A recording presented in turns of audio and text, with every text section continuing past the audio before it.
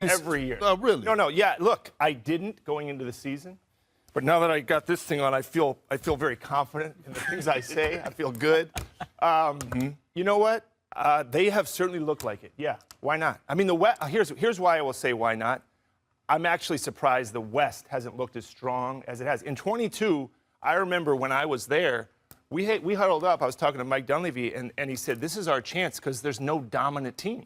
I feel like there's no dominant team. We can talk about a team that I mentioned as my finals favorite in the West. That was Oklahoma City. I still think they're going to be hard to get around, but that's the only team.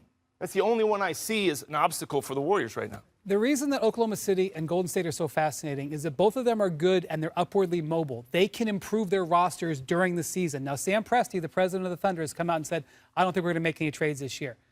Mike Dunleavy has said the exact opposite. They could look to do trades. And when mentioning trades, I'm looking at Jonathan Kuminga. Started the season in the starting lineup, now moved to the bench. Some nights he's playing 20-plus, some nights he's not. Didn't get his contract extension. So if it's one player to look at that they can move to upgrade and get better, that's that guy. But I think the West has been so uncertain as well because of all the injuries we've seen to teams that we expected maybe to be a little bit more dominant. Steph played on some really talented teams in the heart of his prime with the Golden State Warriors. But it's been brutal over the last 5 years.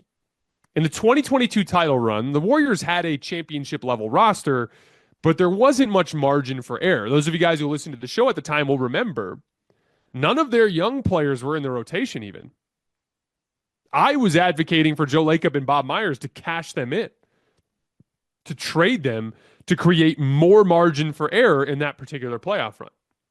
In the short term, Joe Lacob and Bob Myers were proven right because that team was good enough to win the championship. But the story in the long run is more complicated. It's become precarious because none of that young talent ended up being a foundational cornerstone type of talent. James Wiseman was a complete bust. Jonathan Kuminga proved to be super raw. And guess what? Now Jonathan Kuminga's due a massive payday. And as soon as you start talking about Jonathan Kuminga as a $30+ million player, it becomes a more complicated discussion for any basketball team. And I like Moses Moody. I think he's a useful young player, but he's a role player. And then things got compounded as Andrew Wiggins failed to ever get back to the level he was at in 2022. So the result was a limited Warriors roster that didn't really accomplish much over the next 2.5 years. It honestly got pretty sad as you looked around the rest of the league at the other sets of stars. I used to, earlier in the year, I'd do this in the show. I would just list out the shot creators on every other team in the West. And it was crazy. Like, you go to OKC, it's Shea and J-Dub and Chet. You go to Denver, it's Jokic and Murray. It's Ja Morant and Jaren Jackson. It's LeBron James and Anthony Davis. It's Anthony Edwards and Julius Randle. It's Kevin Durant and Devin Booker. It's De'Aaron Fox and DeMar DeRozan. It's Kyrie Irving and Luka Doncic. Even James Harden had Norm Powell, who was great while Kawhi was out. Fred VanVleet with the Houston Rockets had Jalen Green and Alperen Şengün, and Steph Curry had Andrew Wiggins and Buddy Hield. And look, Andrew Wiggins got to a really high level in the 2022 season. I thought he was, he's never been back at that level, but I thought he was really, really good in that playoff run. But that's a lot to ask Steph Curry to overcome. And to make matters even worse, the roster limitations made them look bad. As they looked bad, everyone decided they were bad.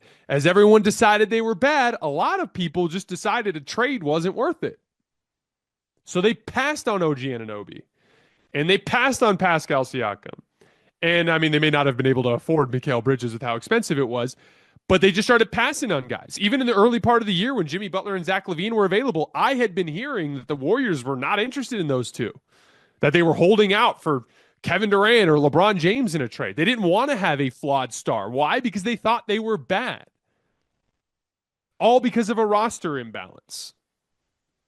And part of the issue at that point is they had waited so long that their young players had lost some value relative to what it was in 2022. Jonathan Kuminga in 2022, 3 years left on a rookie deal, young, raw prospect, has a lot of intrigue. Trade for Jonathan Kuminga when you got to pay him, it's a completely different story. It really looked bleak. And you could see it in Steph's body language at times. He's one of the great competitors in this league, and he was losing belief that he'd ever get a chance to truly compete for a championship again.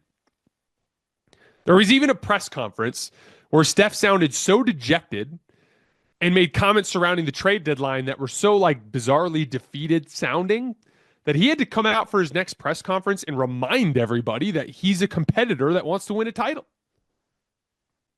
But then opportunity knocked. I don't know if it was the Luka trade that kicked them into gear or something else or just the urgency of the moment, but shortly after the Luka trade, it was announced that there was a lot of intentionality behind Golden State's pursuit of a star to bring next to Steph. They end up pulling the trigger on Jimmy Butler, who had done his part by acting so crazy and playing so poorly that he had tanked his value down to where he became a very achievable target for Golden State without having to give up much more than some salary filler and a pick. One of the main reasons why I was such a big believer in a Jimmy Butler trade was that the Warriors were really good in a lot of areas. I talked a lot in the early part of the year about how they had a ton of team speed, which is how they are so excellent defensively. Another great rotation team. They were top 10 defense all year. Steph had shown signs of his superstar upside in some high-profile games. As a matter of fact, the Warriors all year, even before the trade, were one of the best teams in the league against the best teams in the league. Some signature wins, a win in Boston against the Celtics, 2 wins against the Oklahoma City Thunder. They had shown some real upside. They also had way more role player talent than they actually needed. They had 15 guys who can play. They just needed someone to take on the responsibilities of a secondary star. And Jimmy Butler did that immediately. He fit the offense both with Steph and without Steph. They got even better defensively, and it shortened the rotation. It cut down on the number of options Steve Kerr had. It gave guys more consistent roles, crystallized roles for guys like Moses Moody and Brandon Podziemski, who've been great with the starters. But most importantly, it awakened a sleeping giant. Steph had been clearly holding something in reserve as the team was floundering in mediocrity, and the belief that his team could actually reach the mountaintop unlocked his ceiling. Since the Jimmy Butler trade, in 14 games, he's averaging 30 points per game, 50, 42, 92 splits, 69% true shooting. Again, 30 points on 69% true shooting since Jimmy joined the team. His MVP season was 30 points on 67% true shooting. It's insane. They're 12-2 in those games. They look like a bona fide championship contender. He was one of the game's greatest players, hiding in plain sight, completely written off due to one roster weakness, an imbalance between role player talent and shot creation talent.